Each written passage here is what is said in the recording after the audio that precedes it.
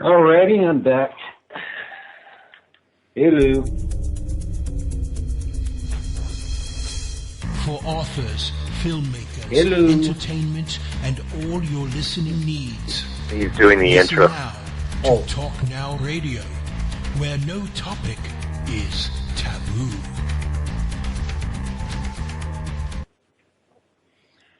Hello, everyone. Welcome to Talk Now Radio. This is your host, Royce, the Redneck Radio Man. Joining me today is going to be Adam Gorightly and Ron Patton. And Adam Gorightly is the author of about 3 or 4 conspiracy books, one of them being Happy Trails to Weird Places, I believe, if I got the title correctly.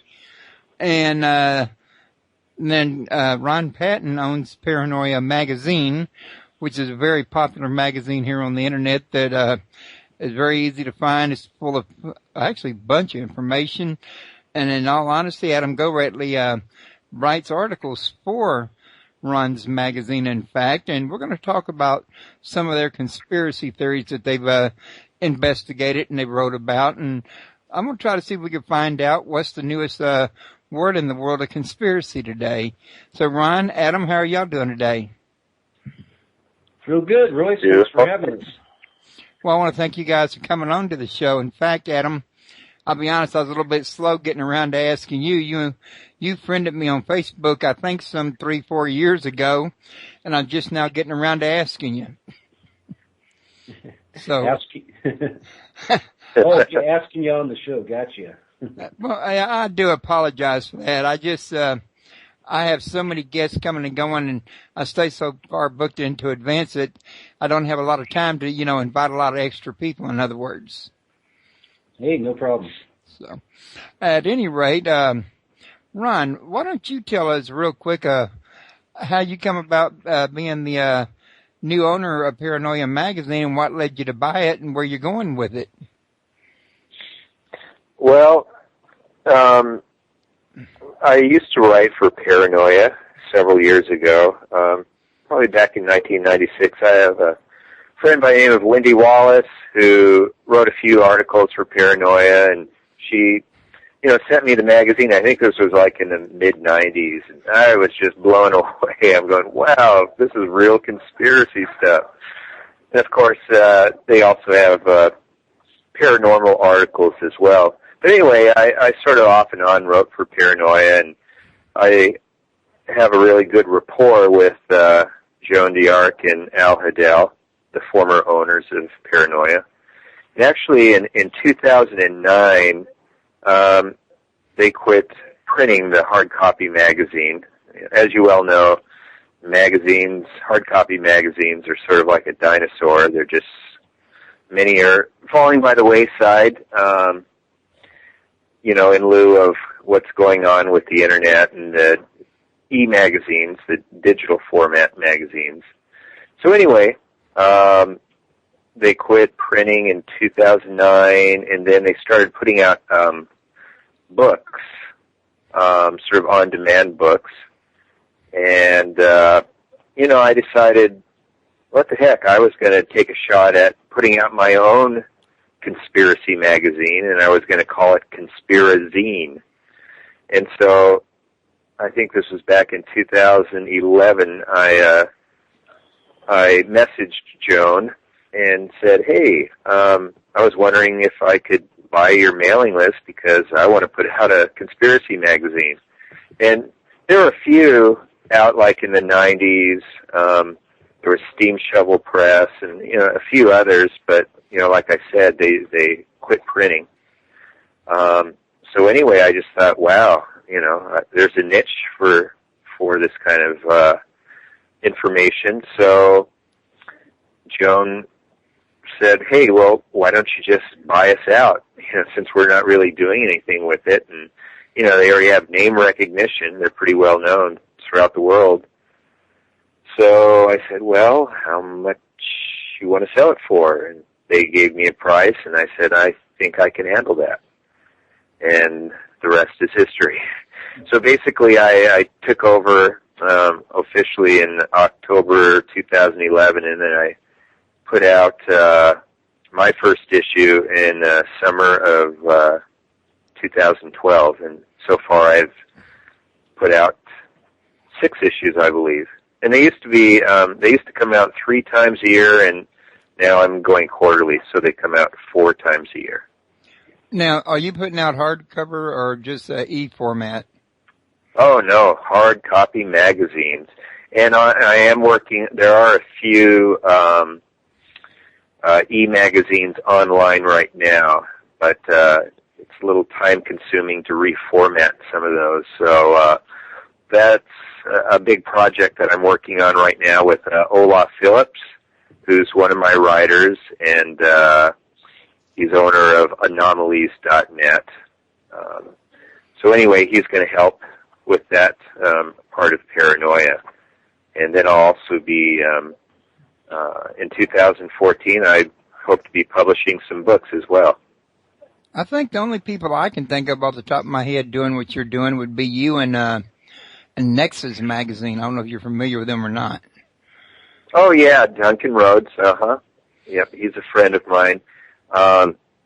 And he is putting out, I believe, a hard copy magazine now and then, but I don't know if it's on a regular basis. But I know that he has a really nice e-magazine, online magazine. And the problem with Nexus is just the mailing cost is exceedingly high. So there's a lot of distributors here in the United States that just don't want to carry Nexus. Is that because he's overseas?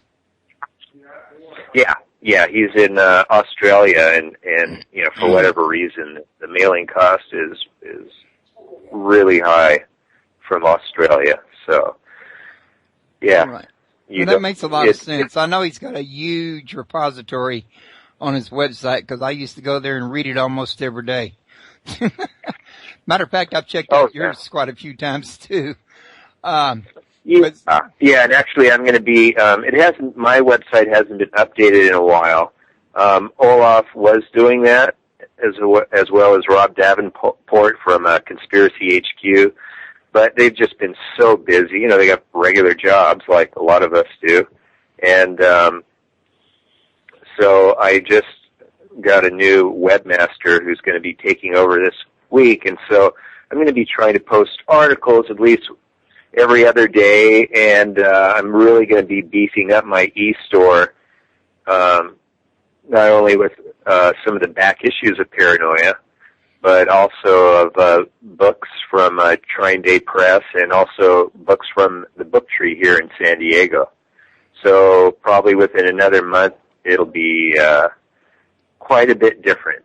And so I'm really thankful for this person, Tracy from Portland, taking over the reins and helping me out with my website. And, another thing, Royce, I wanted to let you know, I recently opened up a conspiracy store here in San Diego. So I believe it's the only conspiracy store on the West Coast. Sounds excellent. We're at in San Diego, is it exactly? It's right smack dab in the middle of downtown. So, it's not a very large store. Location. Oh, yeah. It's not a big store. It's sort of like in a micro mall. I have an artist who does kinetic or mechanical art right next to me, and then there's a massage therapist and holistic counselor and a tailor and seamstress. So it's sort of an eclectic crowd here. But, there's a good buzz going on.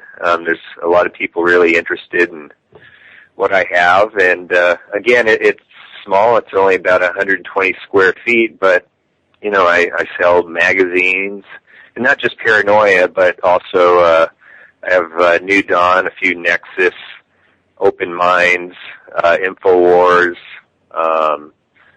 and I also used to publish a magazine, about 10 years ago called Mkzine, which examined coercive mind control and invasive human experimentation. It sounds like a takeoff from MK Ultra.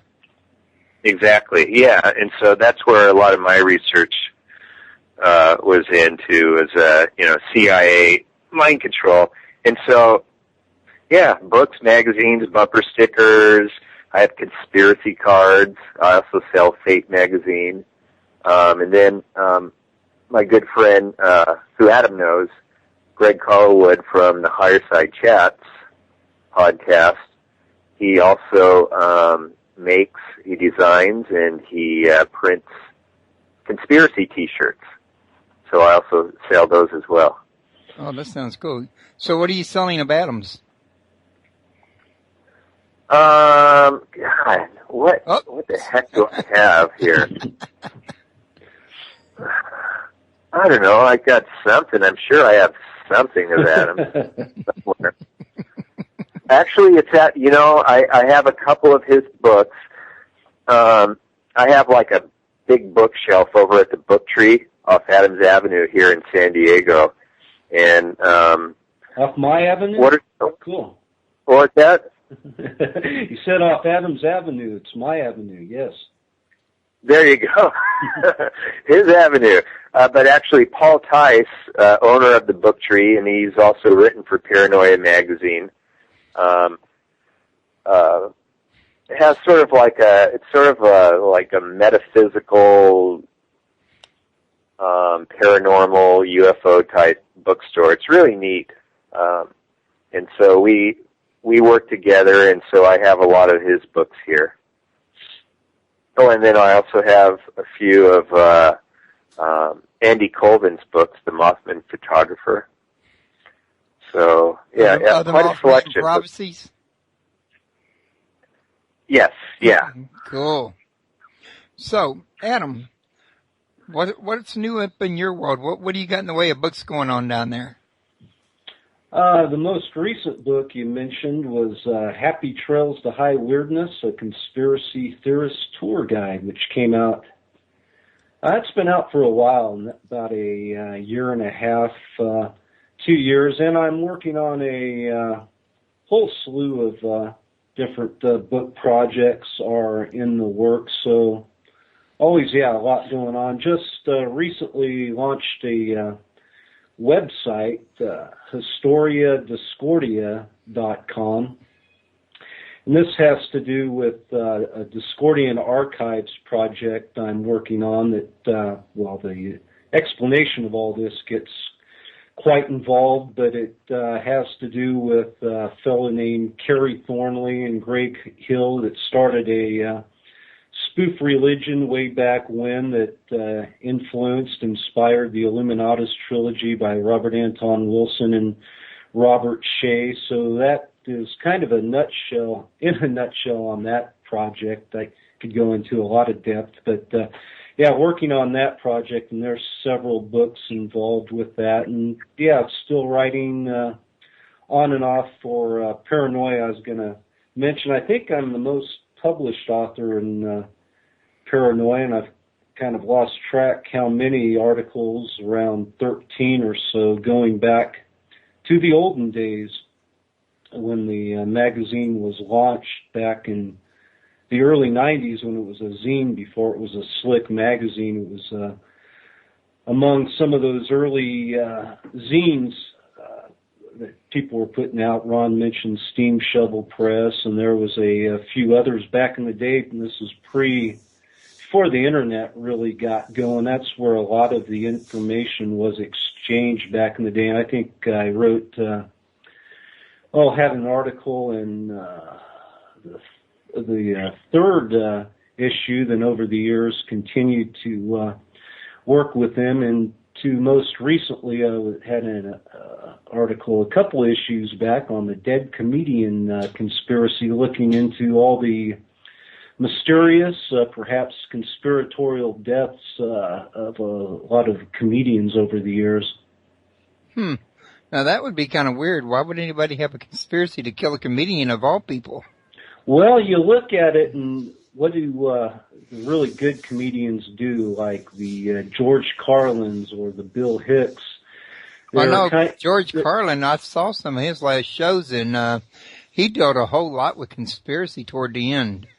Sure, and a lot of comedians have been on the cutting edge, a threat to the status quo, going back to Lenny Bruce in the 60s, there was certainly some curiosities surrounding his death. And at the time of his death, he was,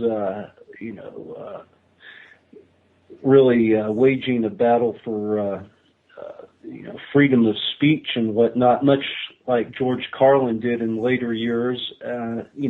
Somebody like Bill Hicks as well, wow, who was popular in the 80s. He was a critic of the first Persian Gulf War and Bush, and succumbed at a very young age to pancreatic cancer just as he was becoming popular. So I list a lot of, in the article, a lot of comedians. Another one was Freddie Prinze, of all people, who supposedly committed suicide. He was, at the time of his death, he was looking into the JFK and RFK and assassinations, and was going to do a national telethon to raise awareness and money to reopen the JFK and RFK investigations. This was in the mid to late 70s, and during that period also died under pretty curious circumstances. So there's a whole list of comedians I write about in this article that died once again under somewhat curious circumstances. Well, I did an interview here a few years back with Lana Tobin and Max Tobin, and they told me, according to them, this, of course, they can't verify this, but they said that they were channeling Michael Jackson, or they were friends with somebody who was, and they were writing the information on it, I think would be more accurate. Mm-hmm. And supposedly, he was actually killed because he was about to reveal some of what was going on in the form of his songs, in other words. Right. And do you hear that with, the deaths in a lot of artists, that there are those rumors and stories surrounding them, such as Michael Jackson and even Whitney Houston. I heard similar stories that they were taken out for a reason. But finding out if this is really actual, factual is where it gets tricky.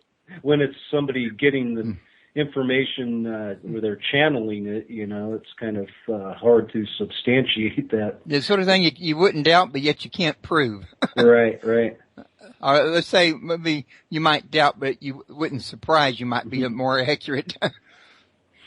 So yeah, if it's channeled information somebody is getting, then to verify that, somebody will need to dig into it much deeper. Well, tell me, Adam. Royce, to dovetail on that, a few years ago, Alex Constantine put out a book called The Covert War on Rock, and so it was extremely detailed in relation to some of the people in the entertainment business, namely rock stars from the 60s, who died suspiciously, like Jimi Hendrix and Jim Morrison and Janis Joplin. And I was just fixing to say her. Yeah. Well, at the time, the FBI's COINTELPRO was in full swing. And so basically what they were doing is they were doing a lot of surveillance on so-called political dissidents. And J. Edgar Hoover had an extreme disdain for many people in the rock industry because he thought they were anti-American and communist sympathizers. And so, a lot of those individuals who died an untimely death died of suspicious causes and not necessarily what the media reported. So, again, I would refer to that book, Covert War on Rock by Alex Constantine. It sort of dovetails what Adam was talking about in relation to some of the peculiar and curious deaths of some of these comedians. It kind of reminds me, because just last week, I think it was the week before, I finished Nick Redfern's newest book, For Eyes Only, or No One's Eyes Only, I mean. And in that, he talks about Marilyn Monroe and her strange death and her affairs with the Kennedy brothers. And Oh, yeah. And as I understand, it's suspected she had information that she really shouldn't have had, in other words. Well, yeah, that's always been the rumor that there was pillow talk going on between JFK, and even RFK was involved on some level with Marilyn. And yeah, you hear a lot of stories too that it might have involved knowledge of, the Kennedys passed on knowledge about UFO disclosure and these type of things. You've heard these stories over the years, but Marilyn Monroe was fixing to blow the whistle on what they knew. Yeah, something to that effect. Definitely when you're having that much up close and personal time with somebody, especially the president, certain secrets may get shared. Okay. Now, Ed, I was going to ask you also, what was it that spawned your interest in conspiracy theories? You especially, because you seem to have if you read your website, you seem to have a real passion for it. We asking Ron or Adam? No, Adam. Yeah, there was a few things that got me going, interested in conspiracies and the paranormal. One was a psychedelic UFO encounter I had back in the day, but more with the conspiratorial stuff, there was a couple key things that really got me started down that path. One, I was in my early 20s, and sometimes they're just small little events that get you going. I saw this was on a junior college campus, a sign said, did the CIA kill JFK? And this was back in the early 80s, and I'd never encountered that idea before, and that really got me knee-deep into JFK assassination research. Another guy who really got me interested back in the 1980 or so was Dick Gregory, who's been a conspiracy researcher, health advocate for years and years and years. In fact, he was one of the first people that helped bring the Zapruder film out and photos of the three tramps. And of course, Gregory, he was a comedian in the early 60s who got involved in the civil rights movement. But anyway, around 80 or so, I started listening to public radio, and they were featuring his lectures with a lot of mind-blowing materials, not only, stuff on the different Kennedy assassinations, but that was some of the first time I heard crazy stories like John Belushi, for instance, was murdered as part of a conspiracy. And I talk about this in that article I did for Paranoia. Apparently, Belushi, around the time of his death, was looking into mysterious deaths in Hollywood, the death of William Holden and Natalie Wood, and he felt this was all connected in a way to the Reagan administration. William Holden was good friends and was, in fact, best man with Ronald Reagan's best man at his wedding. And William Holden died around this period, and Belushi was looking into this and a few other things, and that, according to Dick Gregory, Belushi's overdose was staged, and that he was really the victim of a conspiracy murder plot. And so, these are the type of ideas and things I was exposed to during that period. I was in my late teens and early 20s, so you just start looking into these things for yourself, and away you go. Right. Yeah, I heard similar about Elvis Presley, that he really didn't do a drug overdose either. Well, yeah, you look at Presley, there's that famous photo of him with Richard Nixon in the White House being all buddy-buddy, and now you hear different stories that that Elvis was a crazy, out-of-control drug addict, but then you've heard other stories that he was actually an agent of the DEA, and of course, to cover his tracks, they might have Elvis might have faked his own death. You hear a lot of those stories as well. That even with Jim Morrison of the Doors, that he perhaps faked his own death because he was involved in intelligence agency work of all things, and that he basically was leaving the doors and moving on to doing other things in his life. So, that basically created this death hoax to effectively, start a new identity. Much the same as you've heard stories about Elvis. Whether I believe that or have any hard evidence to prove any of that, I don't. But these are certainly interesting stories indeed. Well, it's a funny thing that me and my kids have all talked about the fact that when it comes to conspiracies, it seems like although none of them can be proven, none of them can be actually debunked either. And, they all have got at least a certain amount of truth in them. Yeah, that's one story I looked into, and I actually wrote about in Paranoia a few years back, were these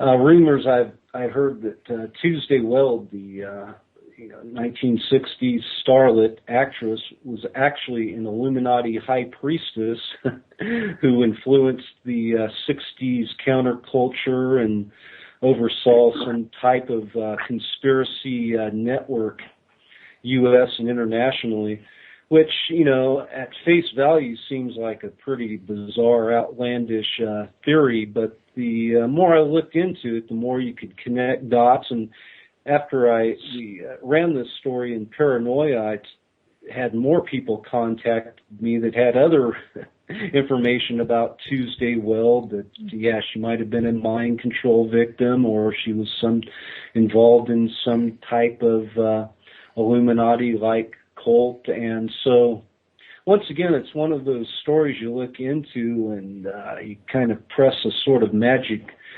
button that gets other people interested in it and contacting you. And, for instance, with the Tuesday Weld story, I think there's something at the core of that that resonates with people. There's some truth there, but like a lot of these, when you look into conspiracies and like mind control, for instance, there's a lot of disinformation as well to muddy the picture, to really cover up, and sometimes, in some cases, what's actually going on at the core of things.